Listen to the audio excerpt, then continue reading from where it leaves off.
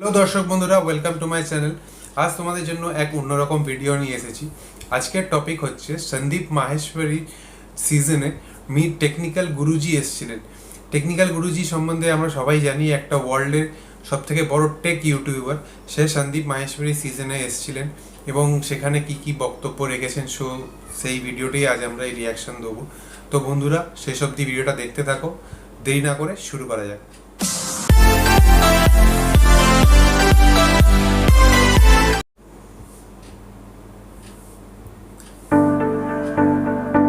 Meet technical guru. Please give an energetic and warm welcome to the one and only technical Guruji, Gaurav Chaudhary.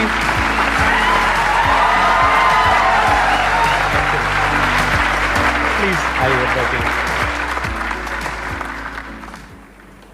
कितने जानते हैं इनको अच्छे से? सब जानते हैं। तो चलिए शुरू करते हैं। चलिए शुरू करते हैं। यही है आपकी टैगलाइन? बिल्कुल यही। आप में से आई एम नॉट श्योर कितने लोगों को पता है, कितनों को नहीं पता है। ये सिर्फ इंडिया के नहीं, पूरे वर्ल्ड के सबसे बड़े टेक यूट्यूबर हैं। इनके चैनल के ऊपर 300 करोड़ से ज्यादा व्यूज हैं, 22 मिलियन से ज्यादा सब्सक्राइबर्स हैं, प्लस इनका एक और चैनल है ब्लॉगिंग का जहां पे 5 मिलियन से ज्यादा सब्सक्राइबर्स हैं। एक बार आप वो बोल दो, आपका जो डायलॉग है, ताकि सबको यकीन हो जाए कि आप हो। तो जल्दी से आगे बढ़ते हैं और चलिए शुरू करते हैं। क्या बात है।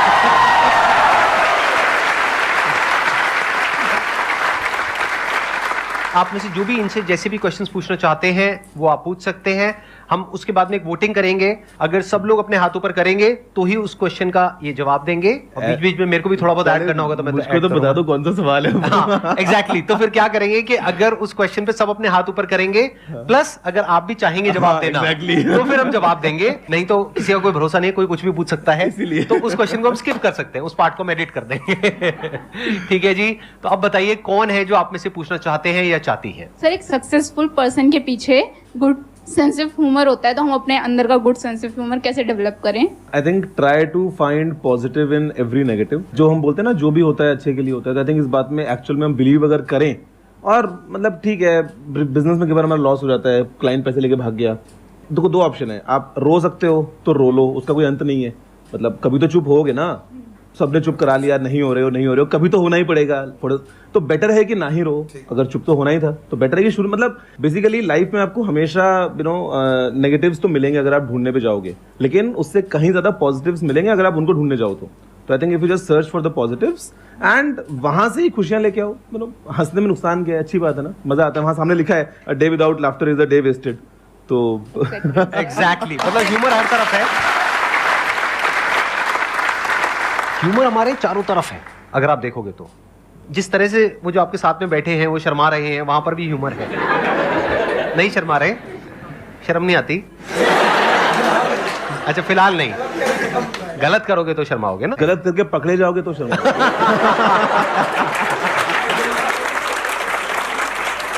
ह्यूमर हमारे चारों तरफ है। आपके पास में चॉइस है कि आप लाइटर साइड देख रहे हो एक सिचुएशन की, या फिर ज्यादा ही सीरियस हो रहे हो। अगर आप पास्ट को देखोगे तो जो चीज बहुत बड़ी लग रही होती है ना, वो विद टाइम छोटी हो जाती है। बड़ी बड़ी प्रॉब्लम्स हमको लग रही होती है, वो छोटी हो जाती है। तो फ्यूचर में जाकर के उस पर हंसने से अच्छा आज ही हंस लो ना। क्या आज लग रहा है पता नहीं क्या हो रहा है, ये हो रहा है वो रहा है, अरे क्या हो गया, एक एग्जाम क्रैक नहीं हुआ, पता नहीं क्या हो गया, लड़की ने छोड़ दिया, लड़के ने छोड़ दिया, पता नहीं क्या हो गया। ये एग्जाम से बड़ी प्रॉब्लम है। राइट, छोड़ दिया, पता नहीं क्या हो गया, जैसे कि और कोई लड़का लड़की मिलेगा ही नहीं या मिलेगी नहीं, पता नहीं क्या हो जाएगा। कुछ होता है क्या? कुछ नहीं होता है। हर चीज का अपना प्लस माइनस होता है। जैसे इन्होंने अभी तक शादी नहीं करी, आई थिंक नहीं करी ना आपने? नहीं करी। कितने खुश है? अब कहना क्या चाहते हैं?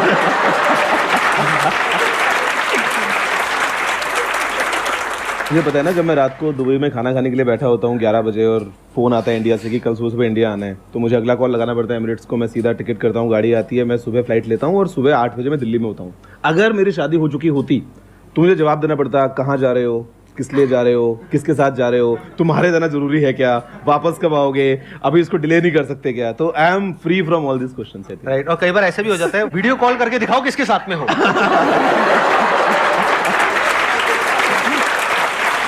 ये सब तो आपको पता ही नहीं होगा। अकेले कहीं भी जा सकते हैं, कुछ भी कर सकते हैं। और इनकी बहुत सारी ऐसी बातें हैं जो बहुत लोगों को पता नहीं है। आप लोगों को पता है इनके पास में कौन कौन सी गाड़ियां हैं? मैंने देखा कुछ वीडियोस में। अगर आप कंफर्टेबली शेयर करना चाहते हो तो प्लीज, अगर आप बताओगे तो मजा आएगा। मेरे दो ही इंटरेस्ट हैं एक्चुअली। मैं स्मोक ड्रिंक नहीं करता, मैं ज़्यादा खर्चा किसी और चीज़ पर नहीं करता। मेनली मुझे गाड़ियाँ और टेक्नोलॉजी पसंद है, और स्पेशली टेक्नोलॉजी के नाम पे मैं कई बार ना ऐसी खोल लेता हूँ ऑनलाइन वेबसाइट्स और टाइम पास के लिए शॉपिंग करता हूँ, टू बी ऑनेस्ट। कि यार मेरे को पता है शायद मैं उसको यूज भी ना करूं, लेकिन इच्छा है उसकी मेरे पास में होना चाहिए कि कुछ नया आया है हाँ, टेक में। तो आई डू दैट। और कार्स का इंटरेस्ट है। कार्स मैंने इंडिया में तो अभी थार रखी है, थोड़ा सा फन के लिए। दिल्ली में काफी मजा आता है उसको चलाने में। और दुबई में मेरे पास में कुछ गाड़ियां हैं। रोल्स रॉयस एक मैंने जो है वो लिया था, ब्लू मेरा फेवरेट कलर है, तो आई गॉट। बहुत धीरे से आपने बोल दिया, लोगों ने सुना नहीं है, नहीं तो आपका कान खड़े हो जाते लोगों की। क्या क्या क्या? एक बार दोबारा से बोलेंगे? हाँ, मतलब I got a Rolls Royce ghost, it's blue and silver. तो उसके अलावा मैक्लारेन मुझे मेरे ब्रदर ने गिफ्ट की थी, मैक्लारेन जीटी। इसके अलावा पोर्श, जी वैगन, मतलब आई मीन वो अलग हैं, but I mean these are my favourites. मतलब कुछ है जो नहीं है गाड़ियां इनके पास में, बाकी सब है। तो सोचते हो ऐसा कुछ हो सकता है आपके साथ भी आने वाले 20 साल बाद? इन्होंने अपनी शुरुआत इंडिया से ही करी थी, आई थिंक राजस्थान से करी थी आपने। जी, मेरा बर्थ अजमेर का था। मैं 15 साल अजमेर में रहा, 10th स्टैंडर्ड तक। और मजे की बात जो आप बोल रहे हैं कि आप सोच सकते हैं, मैं इतना गारंटी कर सकता हूँ, इस रूम में जितने भी लोग बैठे हैं, आप अपने आप के बारे में सोचो कि आप जब 30 या 35 या 40 के होगे, उस टाइम आपके पास में क्या क्या होगा। आप एक लिस्ट बना लो अपनी। मैं लिख के देता हूँ, आपके पास में उससे कहीं ज्यादा होगा। अब कौन है जो कुछ पूछना चाहते हैं या चाहते हैं? आपको मजा आ रहा है? बिल्कुल मजा आ रहा है Q&A में। और ऐसा तो जितना ज्यादा करा जाए उतना कम है। मतलब यहाँ पे तो सी हम बात करते हैं ऑनलाइन, मतलब आप तो ऑफलाइन आपके सेशंस होते हैं। ऑनलाइन में क्या होता है ना कि आपने वीडियो बनाया, सामने वीडियो देखा भी, व्यूज भी आ गए, कमेंट्स भी आ गए, but you don't know the faces, you don't know the real person कि हाँ आपने वीडियो देखा है, आपने देख के आपने एक कमेंट लिखा था। जब आप ऑफलाइन मिलते हैं, मेरा लास्ट 2017-18 के टाइम पे मैंने कुछ मीटअप्स किए थे, उसके बाद में कोविड वगैरह आ गया तो हो नहीं पाया। बट ये जो इंटरेक्शन है इसका असली मजा आता है जहाँ पे आप 1-to-1 forget YouTube, forget video, forget हम उसमें क्या डालते हैं। यहाँ पे जो ये बात हो रही है ये एकदम रॉ और नेचुरल है। असली मजा तो इसका आता है। मुझे तो पर्सनली यही ज्यादा पसंद है। ब्लॉगिंग करने की मैंने बड़ी कोशिश करी आपकी तरह, लेकिन बहुत ही फनी हो गया वो। आपको शायद पता है या नहीं पता है, मेरे को नहीं पता। कुछ वीडियोस बनाए थे मैंने 3 ब्लॉग बनाए थे, my first blog, my second blog and my last blog.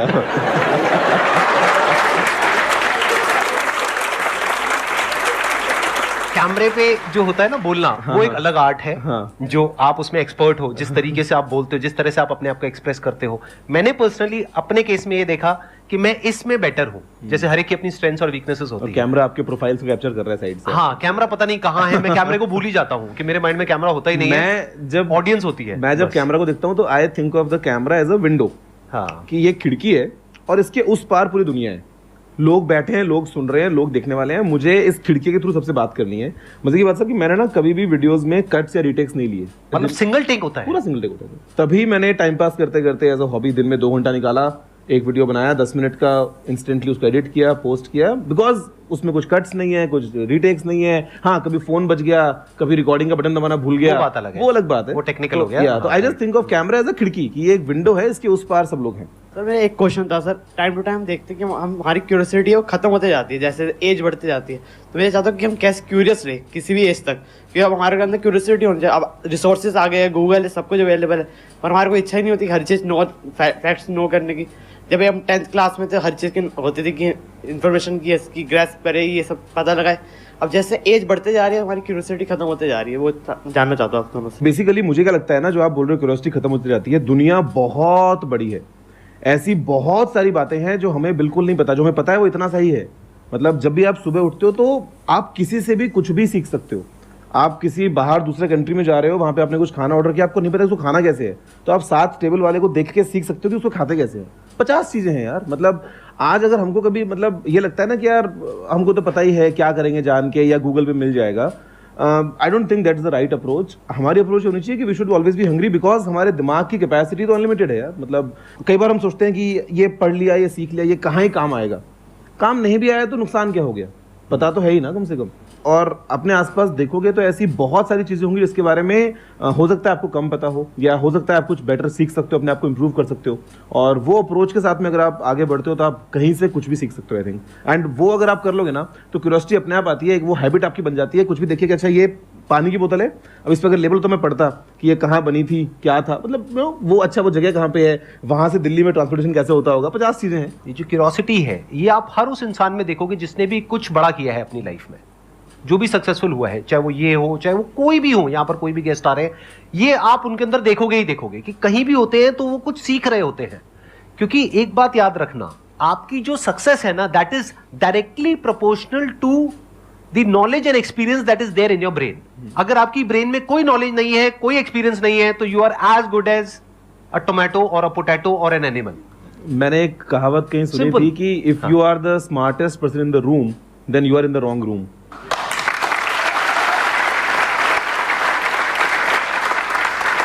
आप कहते हो कि मुझे सब पता है, मैंने यहां से पढ़ा वहां से पढ़ा, हम लोगों को सब पता है।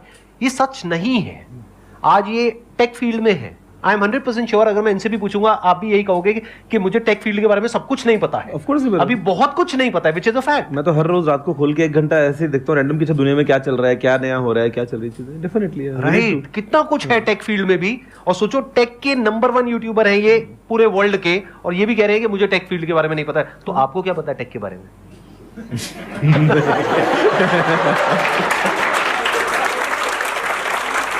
शुरुआत अपने लाइफ की हमेशा यहीं से करो और यहीं पे लाइफ को खत्म करो कि मुझे कुछ नहीं पता है। अभी बहुत कुछ जानना बाकी है, और हर तरफ से सीखो, हर जगह से सीखो, हर इंसान से सीखो। अब हर एक का पैशन अलग अलग हो सकता है। जैसे मेरा पर्सनली टेक में इतना इंटरेस्ट नहीं है जितना कि इनका है। मेरा इंटरेस्ट है लोगों में, इसीलिए मेरे जो सेशंस होते हैं वो इस तरह के होते हैं। और मैं कहीं भी जाता हूं तो लोगों से बात करके मुझे बड़ा मजा आता है। ये मेरा पैशन है। जरूरी नहीं है कि आपको इनको कॉपी करना है, मेरे को कॉपी करना है। आपको देखना है आपका पैशन क्या है, वहां से सीखो ना। आपका मोबाइल मुझे बड़ा अट्रैक्ट कर रहा है। ये क्या है ये, मतलब और इतना हैवी है जी। ये क्या चीज है? ये गोल्ड का है? ये जी सर। Real gold? जी कितने का होगा ये? सर ये $80,000 का है। $80,000 मतलब 64 लाख रुपए का है ये। तो अगर ये मैं अभी आपको वापस ना करूं सर आई एम श्योर कि मैं जो यहाँ से लेके जाऊंगा इस रूम से, जितना भी नॉलेज है उसका worth much more than this है। अरे क्या बात है, दिस इज वेरी इंटरेस्टिंग। इसके अंदर एक घड़ी भी है। देखो आप लोग जिनको नजर नहीं आ रहा है, और कैमरे में आप लोग देख सकते हैं, बड़ा कमाल का फोन है। इसमें बहुत हैवी है। इसमें मार्स और मून के मेटेराइट्स के पीसेस लगे हैं। अच्छा, जो आपको ये ब्लैक दिख रहे हैं, 6 पीसेस, प्लस ये वॉच लगी है, आइंस्टाइन का एक कोट है इसके ऊपर। बहुत बढ़िया जी। बताइए अब कौन है जो आप में से कुछ पूछना चाहते हैं या चाहती है? तो मेरा क्वेश्चन आपसे ये है कि जब आपने यूट्यूब स्टार्ट करने का सोचा था तब आपके सेल्फ डाउट्स भी होंगे कि मैं कितना कर पाऊंगा, कैसे करूंगा, और साथ में आपके फैमिली रिलेटिव्स ने भी ये बोला होगा कि ये यूट्यूब बड़ी बातें, हवाबाजी, ये सब मत करो। तो आपने उस चीज़ से कैसे कोप अप किया और आपकी कंसिस्टेंसी कैसे बिल्ड रही? शॉर्ट आंसर ये है कि ऐसा कुछ भी नहीं हुआ था, और लॉन्ग आंसर ये बता सकता हूँ कि ऐसा कुछ क्यों नहीं हुआ था। प्लीज बताइए ना। हाँ। हम ना रिजल्ट पहले देखते हैं, वो चाहिए, और बाद में रास्ता चूज करते हैं। मतलब ना हम कहीं ना रिवर्स काम करते हैं, जो कि नहीं करना चाहिए। हम पहले सोचते हैं कि देखो अगर मैं यूट्यूब पे वीडियो बनाया तो 2 साल में 1 मिलियन, इतने की कमाई, इतना फॉलोवर्स, इतना ये तो दैट्स इट। फिर जब आप करते हो शुरू और 2 साल हो जाते हैं और रिजल्ट नहीं मिलता है, देन यू गेट डिमोटिवेटेड। तो हम लाइफ में हमेशा रिवर्स काम करते हैं, तुमको ऐसा नहीं करना चाहिए। मैंने यूट्यूब स्टार्ट क्यों किया, उसका रीजन ये है कि मैं यूट्यूब बहुत देखता था। 2006-2007 की बात है। तो मेरे पास में उस टाइम पे BSNL का 250 रुपये का ब्रॉडबैंड प्लान था, जो नया ब्रॉडबैंड इंडिया में आया था डायल अप के बाद। तो पहले महीने का जो मेरा इंटरनेट का बिल था वो कुछ 7,000 रुपये का आया था, और जब तक वो बिल आया तब तक 1 महीना में और यूज कर चुका था। तो दूसरे महीने का भी 8-9 हज़ार रुपये का बिल आया था, बिकॉज मैंने बहुत यूट्यूब देखा और उसमें डेटा लिमिटेड था। तो पापा ने बाद में अनलिमिटेड वाला प्लान लगवाया, तो मैं फिर यूट्यूब देखता रहा। पढ़ाई वगैरह भी कर ली आगे, ठीक है, कॉलेज में फ्रेंड्स बने, बात किया। जब कॉलेज खत्म हुआ, 2015 की बात है, मैंने कंप्लीट माय मास्टर्स। तो उस टाइम पे there was a gap of a hobby. College में तो ठीक है आप कुछ भी कर रहे हो ना, मस्ती है, दोस्त हैं। जब आप कॉलेज छोड़ देते हो, सब अपने लाइफ में बिजी हैं, तो देयर वाज अ गैप कि यार मेरे पास में टाइम है कि मैं एक नई हॉबी स्टार्ट कर सकता हूँ। और उस टाइम पे यूट्यूब दोबारा क्लिक होता है कि यार why not I make videos. और अब क्योंकि मेरे को नाचना नहीं आता, गाना नहीं आता, प्रैंक्स या कॉमेडी या कुछ नहीं आता, तो टेक वाज द थिंग जिसके बारे में मेरा इंटरेस्ट था। कि मैंने टेक पढ़ा है from the best of the professors, और इंडिया में टेक को लेके English comes in as a huge barrier. मतलब आपको हिस्ट्री पढ़ना है तो आप हिंदी में पढ़ सकते हो कंफर्टेबली, आपको टेक्नोलॉजी पढ़ना है तो आपको इंग्लिश आनी ही चाहिए। तो मुझे लगा कि क्यों ना इंडिया में इतना बड़ा मार्केट है तो हम हिंदी में वीडियोस बनाएं और मैं पोस्ट करूं रैंडम वीडियोस। तो पता है मैंने क्या किया, मैं सुबह उठता था और जब मैं नहा रहा होता था अपने ऑफिस जाने के लिए रेडी होने के लिए, उस टाइम पे मैं दिमाग में सोचता था कि यार आज मैं क्या वीडियो बनाऊंगा ऑनेस्टली, और उसमें 3-4 टॉपिक्स दिमाग में आते थे। कोई एक टॉपिक जिसके बारे में मेरे को काफ़ी कुछ पता है, कोई एक टॉपिक जो ट्रेंडिंग में है लेकिन मेरे को थोड़ा सा सीखना पड़ेगा। मतलब वो जब मैं नहा के निकलता 10 मिनट में तो मेरा एक टॉपिक फाइनल हो चुका होता। मैं रेडी होता ऑफिस के लिए, अपना मोबाइल सामने लगाता और जो मन करता 5 मिनट तक किसी भी चीज़ के बारे में कुछ भी बोल देता। अपना गाड़ी में बैठता, लैपटॉप खोल के एडिट करता वीडियो, ऑफिस पहुंच के अपलोड कर देता। That is it. हर रोज़ मैंने ये किया। जहाँ तक बात है फैमिली की, उनको उससे मतलब ही नहीं था। मैं कुछ भी कर सकता हूँ, मतलब कुछ भी करने का इन द सेंस कि मैं सिगरेट तो नहीं पी रहा हूँ, मैं नशे तो नहीं कर रहा हूँ। मैंने अगर 1 घंटा टाइम निकाल लिया, और यार मैं बात कर रहा हूँ जब मैं 7 साल पहले, उस टाइम 24 साल का था, तो मैं ना आवारागर्दी कर रहा हूँ, ना मैं कहीं बाहर कुछ गलत काम कर रहा हूँ। तो this is a very small thing. मतलब हमको कई बार क्या लगता है ना कि यार फैमिली मना कर देगी, फैमिली मना नहीं करती है। They need to see the passion in your eyes. Family मना तब करती है जब आप कुछ एक्सट्रीम जा रहे होते हो या उनको लगता है कि यार ये सही नहीं है, या फिर शायद आपको उसके बारे में पूरी जानकारी नहीं है। But if you have the confidence, they will definitely support you, they will see that confidence in your eyes. आज अगर आप 15 साल के, 18 साल के, 20 साल के हो, और अगर आप अपने रूम में आधे घंटे सबको चुप करा के एक वीडियो बना के डालते हो इंटरनेट पे, तो उससे किसका नुकसान हो रहा है? फैमिली में से नुकसान थोड़ा ना हो रहा है। तो nobody is gonna hold you back, family will always support you. इन्होंने एक बहुत अच्छी बात बोली कि हम एक्सट्रीम में चले जाते हैं। अगर आप अपनी फैमिली में जाकर के ये बोलोगे ना कि मैं अब ये पढ़ाई छोड़ रही हूँ, हाँ। मैं ये जॉब छोड़ रही हूँ, मैं सब कुछ छोड़ रही हूँ, अब मैं ये करूंगी, वो कहेंगे पहले इसमें कुछ रिजल्ट तो दिखा दो। Exactly. कर लेना, कोई दिक्कत नहीं है, लेकिन कुछ करो तो सही। और रिजल्ट आने में 1-2 साल 3 साल लग जाते हैं, एकदम से थोड़ी ना आते हैं। जैसे आपको रिजल्ट पहले कब आना शुरू हुआ, यानी कि जब आपने वीडियोस डाली, उसके बाद पहली वीडियो आपकी कौन सी थी जो वायरल हुई? I will tell you. तो मैं हर रोज वीडियोस बना रहा था। द साइंस बिहाइंड हर रोज वीडियो बनाने का वो ये था कि भाई मेरे चैनल पे ना लाइब्रेरी बड़ी हो रही है। आप देखोगे 1 महीने के बाद तो 30 वीडियोस हैं, तो चांसेस ज्यादा हैं कि कोई मेरी वीडियो तक पहुंच पाएगा। तो I was just building that library. अभी कुछ 4500 के आसपास वीडियोस हैं। तो जब मैं वो कर रहा था और वीडियो पे कुछ 150 व्यूज आते थे, अगर 100-150 व्यूज आए तो मेरी नजर में वीडियो हिट है कि 150 लोगों ने वीडियो देखा। यार वो 150 लोग कहीं तो होंगे दुनिया में, कहीं बैठे हुए।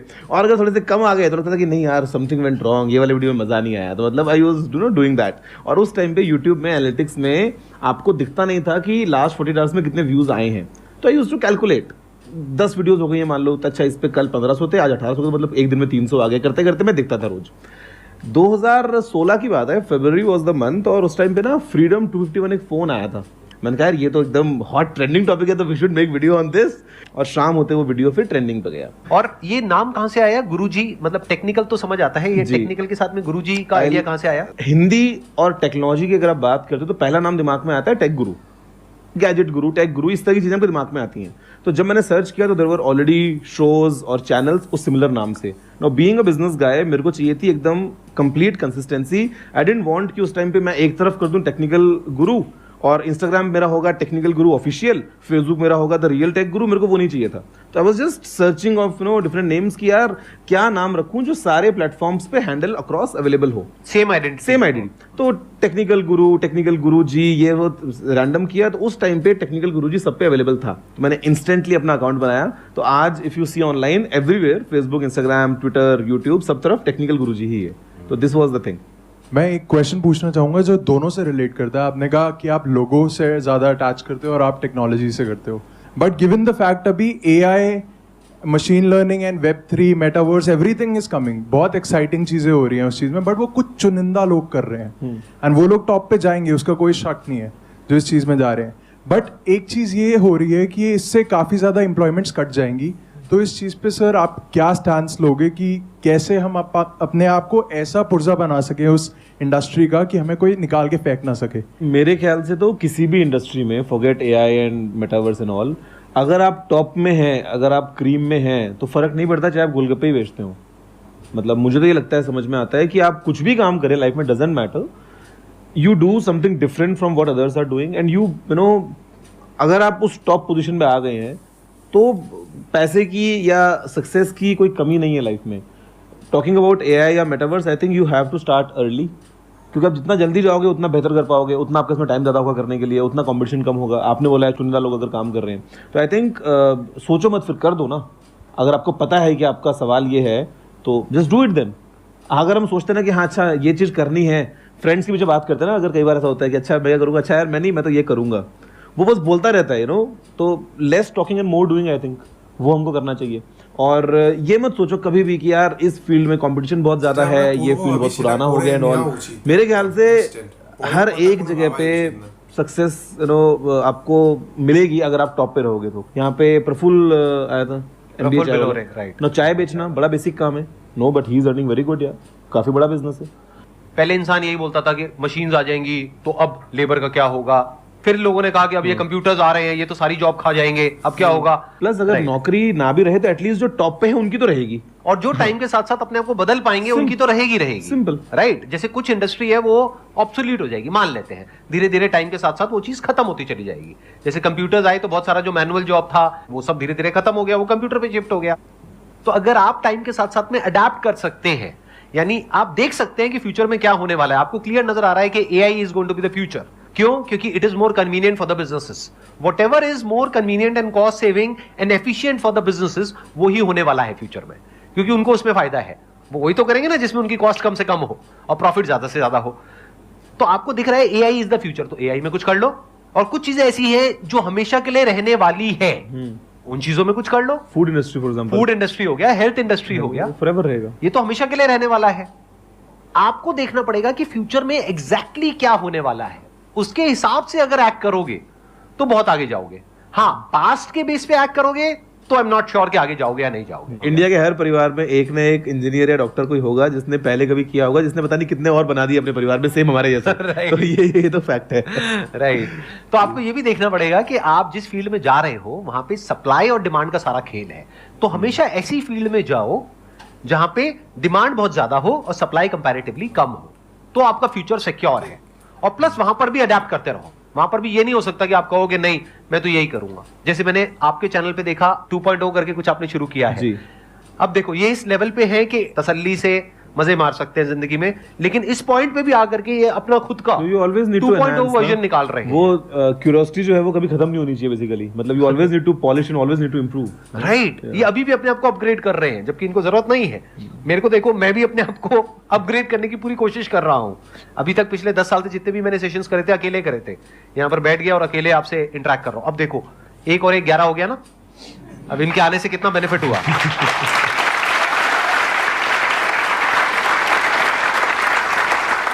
I hope you got the answer for your question. ठीक है जी, thank you so much. It was pleasure talking to all of you. Thank you so much यहाँ पर आने के लिए, अपना टाइम देने के लिए। मेरे को पता है आपका शेड्यूल बहुत बिजी रहता है, and thank you so much for coming. Thank you. It was pleasure meeting you and pleasure talking to all of you. Thank you so much.